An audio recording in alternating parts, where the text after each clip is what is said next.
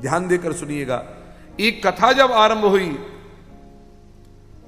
शुकताल में, तब नारद जी के सामने भागवत की महिमा महात्म्य वर्णन कर रहे थे, पद्म पुराण के दरवाजे से प्रवेश कर रहे थे, और खूब बढ़िया तरीके से कथा, जिसमें बहुत लोग आए, आकर के बैठे, सब लोग सुनने बैठे। लेकिन किसके इलाज के लिए, किसके ट्रीटमेंट के लिए हो रहा है ये काम? ज्ञान और वैराग्य के लिए, भक्ति के दुख के भक्ति का दुख दूर करने के लिए।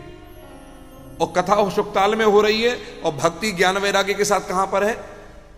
वृंदावन। जैसे ही भागवत का महात्म्य प्रारंभ हुआ, अब देखो संकल्प शक्ति कितनी बड़ी है। संकल्प लिया ज्ञान वैराग्य वृद्धावस्था दूरीकरणार्थम, और भक्ति माता दुख झटति शमनार्थम च। महाराज ये संकल्प लेकर के और शुकताल में कथा का महात्म्य आरंभ हो गया। अब देखो संकल्प लिया शुकताल में, भक्ति बैठी है ज्ञान वैराग्य को लेकर वृंदावन में। अब संकल्प का प्रभाव देखना, जैसे ही कथा आरंभ हुई संकल्प ने काम करना शुरू किया। इधर से हवा पहुंची, और जैसे ही हवा पहुंची, ज्ञान वैराग्य जो मूर्छित पड़े थे, बेहोश पड़े हुए थे, अचानक से हवा लगी संकल्प से भक्ति की और भागवत की, तुरंत उठकर बैठ गए। झुर्रियां तो थी, बुढ़ापा दूर अभी नहीं हुआ है, उठ करके बैठ गए। मां ज्ञान वैराग्य को उठा हुआ देख करके भक्ति प्रसन्न हो गई। मेरे बच्चे उठ गए। देखो ये तो नारद जी के द्वारा संकल्प लिए हुए भागवत का चमत्कार है। चलो चलो लेकर चलो। कंधे पर हाथ रखा मां ने दोनों बच्चों के आशीर्वाद देते हुए, और लेकर चली। पहला कीर्तन आरंभ हो गया।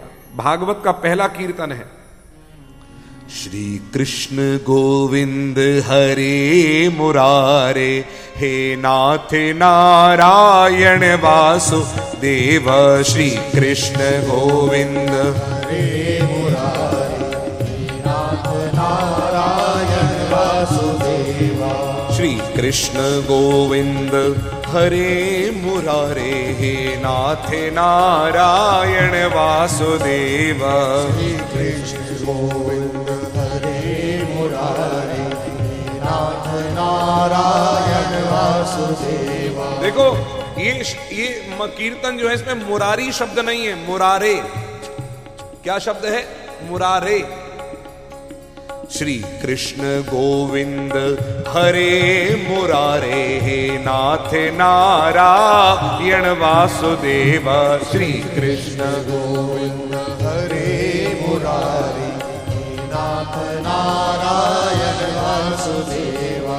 भक्ति सुतौ तौ तरणौ गृहीत्वा, प्रेमैक रूपा सहसा विरासी। श्री कृष्ण गोविंद हरे मुरारे, हे नाथ नारायण वासुदेव। नाथेति नामानि मुहुर्वदन्ति, नाथेति नामानि मुहुर्वदन्ति, नाथेति नामानि मुहुर्वदन्ति, नाथेति नामानि मुहुर्वदन्ति। बोलो भक्ति महारानी की जय, ज्ञान वैराग्य की जय, भागवत के प्रथम संकीर्तन की जय। जैसे ही भक्ति महारानी आई, बोले कहां बैठूं, यहां तो जगह ही नहीं है। तो कहा जितने लोग कथा में आकर के पहले बैठ गए, यानी कि व्यास के आने से पहले जितने बैठ गए हैं वे सब के सब वैष्णव हैं। अब एक काम करो, उन सब के हृदय में आकर बैठ जाओ। कितना बढ़िया सूत्र है। जिनको अपने हृदय में भक्ति बैठानी हो, वो व्यास के आने से पहले पहुंच जाए। हाँ, प्रथमम ये च वैष्णवा। भागवत का एक एक सूत्र बड़ा काम का, याद रखिए। वक्ता आ जाए और श्रोता नहीं आवे, मजा नहीं है। श्रोता आकर के बैठ जाएं, प्रतीक्षा करें, अब प्याऊ लगने वाली है। चमत्कार के लिए नहीं, साक्षात्कार के लिए आकर के आनंद ले। भक्ति हृदय में बैठी। जैसे ही भक्ति हृदय में बैठी, तो जब भक्ति हृदय में प्रकट हो जाती है, तो भगवान भी अपना लोक छोड़ देते हैं और जहां भक्ति बैठती है वहीं पर भगवान भी आ जाते हैं। भगवान ने जैसे ही देखा कि मेरी भक्ति सबके हृदय में बैठी हुई है,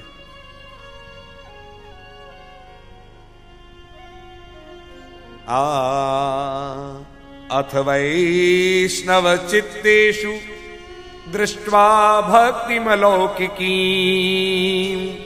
निज लोकम परित्यज्य भगवान भक्तवत्सलः।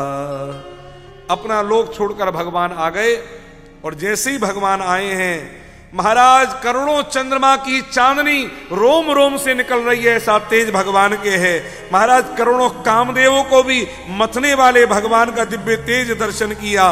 वैकुंठ महाराज वैकुंठ वासिनो ये च वैष्णवा उद्धवादय तत्कथा श्रवणार्थम ते गूढ़ रूपेण संस्थिता।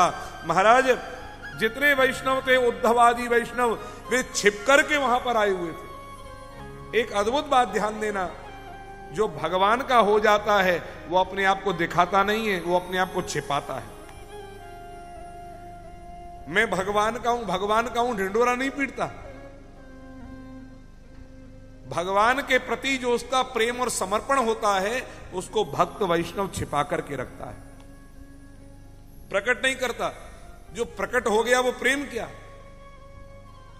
आजकल तो प्रेम को हम प्रकट करना ही प्रायोरिटी समझते हैं। अगर पति ने नहीं कहा आई लव यू तो पत्नी नाराज, या पति नहीं कहे वो पत्नी कहे आई लव यू और पति का कोई बात नहीं रखते हैं, आई लव यू तू नहीं बोला नाराज। कमाल कर दिया। प्रेम प्रकट करने की चीज नहीं है, प्रेम तो दीपक है जिसको छिपा करके रखो, नजर लग जाएगी। सज्जनों, प्रेम छोटी मोटी चीज नहीं, बहुत ऊंची चीज है प्रेम। जो वाणी से निकल गया वो दिल में टिक कैसे पाएगा।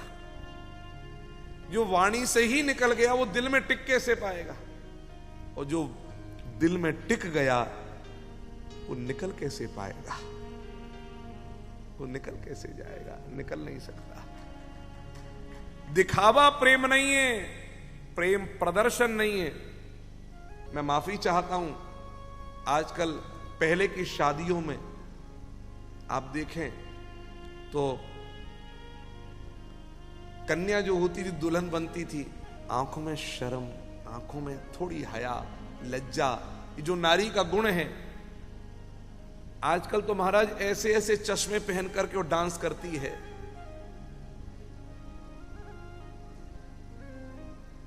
मैं दिल की बात, और वो छोड़ो, प्री वेडिंग शूट, इस तरह की अमर्यादित शूटिंग होती है। प्री वेडिंग शूट में इस तरह की अमर्यादित चीज होती है कि नारी का सर्वोत्तम गुण एक लज्जा होता है, लज्जा, वो भी खत्म। सर्वोत्तम गुण। अरस्तु मुनि एक मुनि हुए, उनकी बेटी, वो बहुत बड़े आयुर्वेद के ज्ञाता भी थे अरस्तु मुनि। तो बेटी ने पूछा, पिताजी नारी की सुंदरता बढ़ाने वाला कोई उपटन है जिससे नारी की सुंदरता बढ़ जाए। तो कहा है। बोले बेटी वो बहुत दिव्य उपटन है जिससे नारी की सुंदरता बढ़ जाए। बोले उस उपटन का नाम क्या है, मुझे बता दो। बोले उस उपटन का नाम है लज्जा। जिस नारी की लज्जा ही नहीं है, शर्म ही नहीं है, जो निर्लज्ज है, उसकी सुंदरता क्या खाक बढ़ेगी। आंखों में शर्म होती है, आंखों में लज्जा होती है। पहले के समय बेटी विदाई होते समय हमने रोते हुए देखा है, और अब अच्छा माता पिता भी रोते, भैया रोता, बेटी रोती, अड़ोसी पड़ोसी रोते। आजकल मैया बाप रोए भले ही, बेटी कहते मम्मा पास में तो जा रही हूं, why you are crying, please mama don't cry. मैंने देखा है अपनी आंखों से। मैंने कहा हाँ हंत, क्या जमाना आ गया। एक वो भी समय था जब प्रायः जितने वीडियो शूट करने वाले हुआ करते थे वे एक गाना जरूर चलाते थे विदाई के समय पर, और रिकॉर्ड करके देते थे, बाबुल की दुआएं लेती जा तुझे सुखी संसार मिले, मैकी की कभी न याद आए, ससुराल में इतना प्यार मिले। आजकल इस गाने की दरकार नहीं है। क्यों? बोले मम्मा प्लीज आप लोग याद करते रहना, you are always in my heart. वो चीज ही नहीं रह गई। नारायण, कुछ चीजें हैं जो अमर्यादित इतनी ज्यादा हो गई, प्री वेडिंग शूट में सारी मर्यादा खत्म, शादी के समय पर सारी मर्यादाएं खत्म होती जा रही हैं, और कहां तक कहूं, जब प्रेगनेंसी होती है उसकी भी शूटिंग आजकल होती है। जहां पर माताएं अपने अंग को छिपाती है वहां पर आजकल शूटिंग के समय दिखाती है। किधर भारतीयता खो रही है, किधर मानवता खो रही है। मुझे लगता है कि शर्मिंदगी भी देखकर के शर्मसार हो रही है। कहां मानवता खो रही है, कहां भारतीयता खो रही है। नारायण, ये सब कथाएं हमको सिखाती हैं हमारा जीवन कैसा होना चाहिए और हम किस ओर जा रहे हैं। वो विदेशी साड़ी पहन करके हरे राम हरे कृष्ण, कृष्ण कॉन्शियसनेस वो ज्वाइन कर रहे हैं। माथे पर बिंदी, मांग में सिंदूर, हाथ में चूड़ी, वे सब की सब हमारी संस्कृति को अपने जीवन में धागे के साथ पिरो रही हैं, और हम सब भारतीय कैसे हैं कि हम सब धागे को काट काट करके संस्कृति हम सब खो रही हैं। नारायण, इसलिए सावधान हो जाओ, ऐसा ना हो कि हम यहां के भी ना रहें और वहां के भी ना रहें। सावधान हो जाओ। भागवत के लिए इन्होंने एक दृष्टांत दिया जिसमें कि एक धुंधकारी था, एक आत्मदेव था, उसकी पत्नी का नाम धुंधुली, बच्चा नहीं था, बहुत रो रहा था। आत्मदेव दुखी हो गया, एक दिन बच्चा नहीं है तो सुसाइड करने के विचार से ही गया। एक संत मिल गए, उन्होंने कहा क्यों मरना चाहता है? बोले बेटा नहीं है। तो कहा तेरे भाग्य में 7 जन्मों तक बेटा नहीं है। तो कहा आप महात्मा मुझे किस बात के लिए मिले? मेरे भाग्य में नहीं है, लेकिन आप तो कृपा करके दे सकते हो, आप मुझे बच्चा दो, नहीं तो मैं अभी प्राण त्यागता हूं। महात्मा बोले बुरे फंस गए, हम तो परोपकार करना चाहते थे, हम खुद ही बंधन में आ गए, या तो ये मरे या बच्चा दो। तो महात्मा ने एक फल निकाला, फल दिया, कहा पत्नी को खिला देना, देख ले बच्चा हो जाएगा। महात्मा चल दिए, पत्नी को ले जाकर फल दिया धुंधुली को कि फल खा लेना। धुंधुली बोली ठीक है जी खा लूंगी। पति चला गया कह करके, धुंधुली ने खाया नहीं, बल्कि अपनी बहन से साठ गांठ करके फल बूढ़ी गाय को खिला दिया जिसके बच्चा ही नहीं होता। बोले फल का भी एग्जामिन हो जाएगा कि फल सही है कि झूठा है, और मैं तो फल नहीं खाऊंगी। तो लेकिन पति को पता लग जाएगा तो महाराज बड़ी किरकिरी, बात बिगड़ जाएगी। तो क्या करें? बहन ने कहा चिंता क्यों करती है जीजी, आई एम प्रेग्नेंट, मैं गर्भिणी हूं, तो तू कह देना जीजा जी से फल खा लिया, फिर बच्चा मेरे होगा, तू ले लेना। सच में मुझ में, मेरे पास तो वैसे ही बहुत सारे बच्चे हैं, लेकिन एक तकलीफ है मेरे पास में, मेरे पास खाने को कुछ नहीं है, बहुत गरीबी है। तो तू एक काम करना ना, मेरे को बहुत पैसा दे देना, तेरे पास तो बहुत पैसा है, तेरे पास खाने को बहुत कुछ है लेकिन खाने वाला कोई नहीं है, और मेरे पास खाने वाले बहुत हैं लेकिन खाने को कुछ नहीं है। बच्चा मैं तुझको दे दूंगी, इन शॉर्ट मैं बच्चा तुझको बेच दूंगी। धुंधुली ने कहा ठीक। अभिनय किया फल खाने का, बहन के बच्चा हुआ, धन दे करके बच्चा ले आई, कह दिया बच्चा हो गया। और 3 महीने बाद में गाय के भी पेट से बच्चा हुआ। जो इस बहन का बच्चा था जिसको अपना कहने लगी, और बड़ा खुश हो गया, पति भी, बच्चा हो गया। इसका नाम धुंधली ने ब्राह्मणों से कहकर अपने नाम से मिलाते जुलाते रखो, तो इसका नाम रखा गया धुंधकारी। और गाय के पेट से जो बच्चा पैदा हुआ उसके कान गऊ के समान थे, गाय के समान थे, इसलिए उसका, और पूरा शरीर मनुष्य के समान था, इसलिए इसका नाम हुआ गोकर्ण। और एक अद्भुत बात बताएं आपको, वो जो संत ने फल दिया था ना, हमारे गुरुदेव कहते हैं कि वो संत कुछ दूर जाकर के अपने शरीर को छोड़ देते हैं और फल के अंदर बैठ जाते हैं कि इसके घर में पुत्र बन के आऊंगा।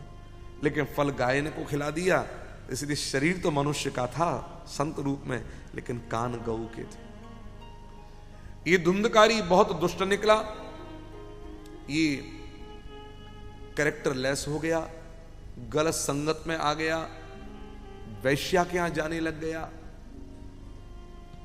प्रोस्टिट्यूट के यहां, और इतना गलत कि उनको धन दे और उनसे शरीर के भोग प्राप्त करे।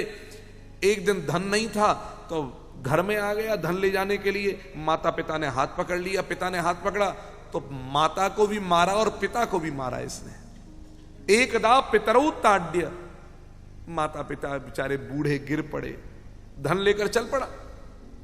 गोकर्ण आया एक दिन, जब गोकर्ण आया पिताजी को रोता हुआ देखा, पिताजी क्यों रो रहे हैं? बोले तेरे भाई ने मारा। बोले पिताजी कौन किसका भाई, कौन किसका बेटा? रेलगाड़ी में सफर करते हैं लोग तो सामने आमने सीट पर बैठे बैठे कोई चाचा, कोई अंकल, कोई कुछ बन जाता है, लेकिन अपने अपने स्टेशन पर आकर सब उतर उतर के चलते हैं। ये संसारिक मुसाफिर खाना है, एक गेस्ट हाउस है, एक होटल है, आकर के लोग रुकते हैं, खाते पीते मिलते, सब अपने अपने डेस्टिनेशन की ओर चले जाते हैं। पिताजी आज उपदेश किया, 2 श्लोकों में 2 श्लोक की भागवत दी है। ये 2 श्लोक की भागवत क्या है? भागवत में प्रवेश करने की, एंटर करने की है। मैं केवल 2 श्लोक सुना रहा हूं। देहि स्तिमां सुरुदिरे भिमतिं त्यजत्वं जाया सुतादिषु सदा ममतां विमुञ्च पश्यानिशं जगदिदं क्षणभङ्गनिष्ठं वैराग्यरागरसिको भवभक्ति निष्ठः धर्मं भजस्व सततं त्यज लोकधर्मान् सेवस्व साधु पुरुषान् जहि काम तृष्णाम् अन्यस्य दोषगुण चिन्तनमाशु मुक्त्वा सेवा कथा रसमहो नित्यराम पिबत्वम्। बड़े सुंदर श्लोक है। अगर आपको इसको एक्सप्लेन सुनना हो, एक्सप्लेनेशन, तो आप नोट कर लेंगे तो मैं आपको अलग से जब बैठेंगे तो सुना पाऊंगा। अभी तो समय को देखते हुए पूरा नहीं सुना सकता। नारायण, अगर आप में जिज्ञासा होगी तो आपको जरूर जानकारी भी मिलेगी, ज्ञान मिलेगा। प्यास होगी तो पानी मिलेगा, जानने की जिज्ञासा होगी तो जानकारी भी मिलेगी, ज्ञान भी मिलेगा। लेकिन डिपेंड करता है आपके अंदर जिज्ञासा कितनी होगी। नारायण, अब उसके बाद में उपदेश जब पिता को कर दिया, पिता का ज्ञान प्रकट हुआ, चल पड़े वन की ओर, छोड़ दिया घर बार, और भागवत के 10वें स्कंद का पाठ करके जीवन मुक्त हो गए। मन मस्त हुआ तो क्यों बोले, मन मस्त हुआ तो क्यों बोले। मन मस्त हो गया तो क्या बोलना और क्यों बोलना। हीरा पायो गांठ गठियायो, बार बार गठिया क्यों खोले। अच्छा भैया एक बात बताओ, बाजार में चलते हुए आपको बढ़िया डायमंड मिल जाए, उठाओगे नहीं उठाओगे? पड़ा हुआ मिल गया छोड़ दोगे? और उठा करके आपने अपने गांठ में बांध लिया चुपचाप, तो क्या सड़क से जहां पर उठाया है वहां से घर पहुंचते पहुंचते उसको बार बार देखना चाहोगे?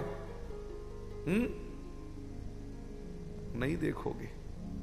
क्यों नहीं देखोगे? अरे किसी और ने कहीं नजर नहीं लगा दी हो, घर में जाके चैन से ही देखूंगा। आप समझ रहे हैं? इसी बात को संत कह रहे हैं। हीरा पायो गांठ गठियायो, तो गांठ को बार बार वाकू क्यों खोले। मन मस्त हुआ तो क्यों बोले, मन मस्त हुआ तो क्या बोले। जब आदमी मस्ती में रहता है उस समय कुछ बोलता नहीं है, उस समय वो अपनी मस्ती में फ्लाई कर रहा होता है, उसको उस समय बोलना भी अच्छा नहीं लगता। मैंने देखा है कान में ईयरफोन लगा करके जब व्यक्ति जा रहा होता है डांस करता करता अपनी मस्ती में, उसको किसी से बोलना अच्छा नहीं लगता, वो उसी में मस्त रहता है।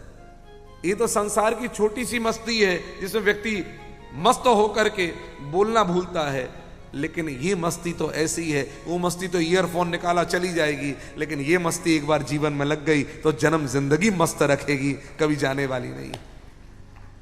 नारायण यही मस्ती का स्वाद है, इसका मस्ती यही है। एक बार लगी श्याम सुंदर से जब से लगन, लगी श्याम सुंदर से जब से लगन, मगन मेरा तन मन है जियरा मगन, मगन मेरा तन मन है जियरा मगन, मगन मेरा तन मन है जियरा मगन, मगन मेरा तन मन है जियरा मगन। लगी शाम सुंदर से जब से लगन, श्याम सुंदर से जब से लगन, लगी शाम सुंदर से जब से लगन, लगी श्याम सुंदर से जब से लगन। मगन मेरा तन मन है जियरा मगन, मगन मेरा तन मन है जियरा मगन, मगन मेरा तन मन है जियरा मगन, मगन मेरा तन मन है जियरा मगन। मुझे मेरी मस्ती कहाँ लेके आई, मुझे मेरी मस्ती कहाँ लेके आई, जहाँ मेरे अपने सिवा कुछ नहीं है, जहाँ मेरे अपने सिवा कुछ नहीं है, जहाँ मेरे अपने सिवा कुछ नहीं है, जहाँ मेरे अपने सिवा कुछ नहीं है। अरे मैं हूँ आनंद ये आनंद है मेरा, अरे मैं हूँ आनंद ये आनंद है मेरा, अरे मैं हूँ आनंद ये आनंद है मेरा, अरे मैं हूँ आनंद ये आनंद है मेरा। है मस्ती पिया कुछ नहीं है, मस्ती पिया कुछ नहीं है, हाँ मस्ती पिया कुछ नहीं है, मस्ती पिया कुछ नहीं है।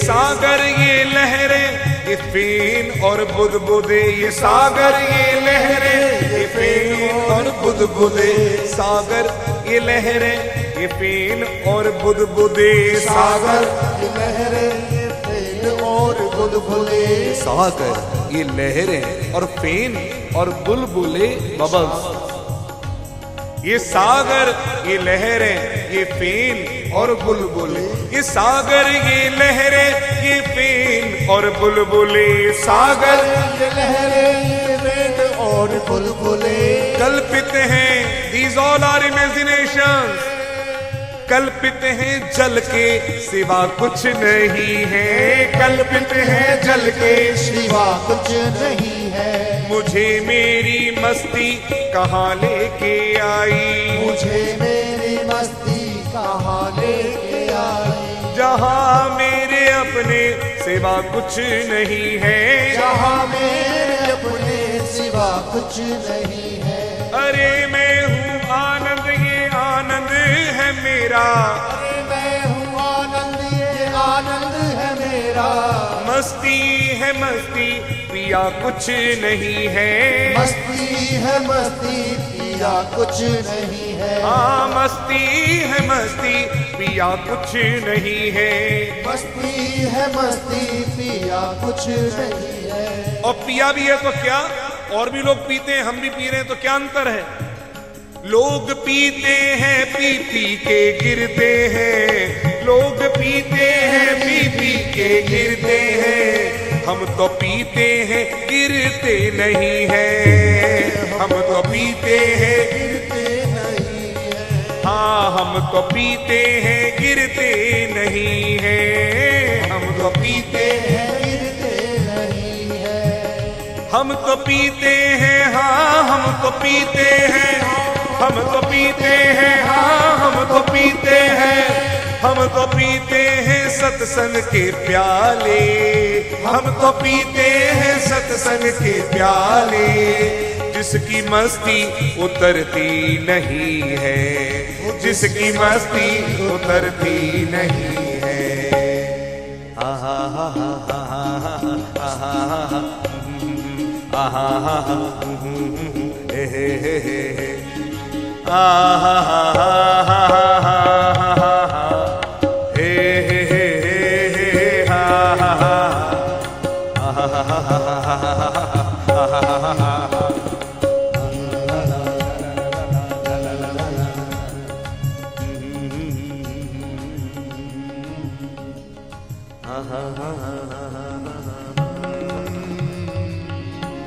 ये अलग मस्ती है, ये उतरने वाली नहीं है। नारायण गोकर्ण चले गए तीर्थ यात्रा में, और एक दिन ये धुंधकारी जलती हुई लकड़ी लेकर आता है और अपनी मां के सामने रखकर कहता है, मां तिजोरी की ताली दे, चाबी दे, पैसा चाहिए मुझे, सोना चाहिए, दे मुझे, नहीं देगी तो तुझे जला दूंगा। मां ने चाबी फेंकी, इसी के लिए पति को झूठ कहा था, इसी के लिए फल नहीं खाया था। आज पति चला गया और मुझको जलती लकड़ी दिखाता है, चाबी तो फेंकी, मां कुआं में गिर के प्राण त्याग देती है। अब ना मैया है बाप, घर में कोई नहीं, वैश्याओं को, प्रोस्टिट्यूट्स को लेकर घर पे आता है। और एक दिन क्या होता जानते हो? ये चोरी करके कमाता है, इनका पेट भरता है, इनको राजी करता है और इनसे भोग पा करके राजी होता है। एक दिन राजा के यहां चोरी करके आ गया, और राजा के यहां चोरी करके आया तो इतना धन, जब वैश्याओं को पता लगा तो उन्होंने सोचा राजा तो सैनिक पकड़ लेंगे और हम भी जाएंगे, तो क्यों ना राजा मारे, हम ही इसको मार डालें। वैश्याओं को धन से मतलब है और किसी से मतलब नहीं। शरीर बांध दिया, शराब पिया हुआ बैठा लेटा हुआ था, शरीर बांध दिया, जब मुंह खोला जलते हुए अंगार इसके मुख में डाल दिए, प्राण निकल गए। बदबू आई, लोगों ने निकाला, धुंधकारी का शव निकला। गोकर्ण को तीर्थ यात्रा में पता लगा, उधर तो क्रिया हो गई, गोकर्ण ने गया में तीर्थ में श्राद्ध कर दिया, लौट करके आए तो पता चला प्रेत बन गया, मुक्ति नहीं हुई। दुष्ट प्रेत, पापी तो था ही। तब गया करने के बाद भी मुक्ति नहीं हुई, तब गोकर्ण ने सूर्य को स्तंभित आकाश में किया, क्योंकि सूर्य प्रत्यक्ष देवता है, हम रोज देखते हैं। सूर्य से पूछा मेरे भाई की मुक्ति का उपाय, मेरा भाई कहता है मुक्त नहीं होऊंगा, गया करने क्या, 100 गया कर दो तो मुक्त नहीं होऊंगा। तो सूर्य में से आवाज आई, श्रीमद् भागवतान मुक्ति ही सप्ताहम वाचनम करो, श्रीमद् भागवत का सप्ताह वाचन करो, मुक्ति हो जाएगी। तब भागवत का सप्ताह वाचन हुआ, गोकर्ण ने किया। 7 गांठ का बांस लगाया गया, एक एक करके एक एक दिन की ग्रंथि फटी। 7 गांठ थी, 7 दिन में 7 ग्रंथि फट गई। धुंधकारी सुंदर रूप लेकर के, मुकुट, कुंडल, तुलसी की माला, निकल बाहर आया। बोले भैया मैंने इतने पाप किए थे कि मेरी मुक्ति नहीं संभव थी, लेकिन धन्य है भागवत श्री कृष्ण की वार्ता, जो मुझ जैसे दुष्ट पापी प्रेत की भी मुक्ति कर दी। धन्या भागवती वार्ता प्रेत पीड़ा विनाशिनी। प्रणाम करके भागवत के प्रति और अपने भाई गोकर्ण के प्रति अपनी कृतज्ञता अर्पित करता हुआ गोकर्ण से विदा लेकर धुंधकारी जाता है। विमान आता है, विमान में बैठकर धुंधकारी जाता है। तो लोगों ने कहा हमने भी तो कथा सुनी है, केवल धुंधकारी ने थोड़ी सुनी, हमारे लिए क्यों नहीं आया विमान? बोले बात ऐसी है, सुनी केवल तुम लोगों ने है, लेकिन धुंधकारी ने सुनी भी है और गुनी भी है, श्रवण भी किया है, मनन भी किया है। हम यहां पर बैठकर कथा श्रवण तो कर लेते हैं लेकिन मनन नहीं करते। तो याद रखना, जैसा कल्याण धुंधकारी का हो पाया वैसा तब तक नहीं होगा जब तक श्रवण के साथ हमारा मनन भी जुड़ जाएगा, तो कल्याण होगा। श्रवणम तु कृतम सर्वैर्न तथा मननम कृतम। इसलिए सुनो, सुन करके जब जाओ चिंतन करो, एक एक चीज को रिकॉल करो। नहीं समझ में आया नोट डाउन करो, पूछो। तो सब श्रोताओं ने कहा, जितनी ऑडियंस थी, हमारे लिए दोबारा भागवत सुनाई जाए, हम दोबारा फिर सुनेंगे।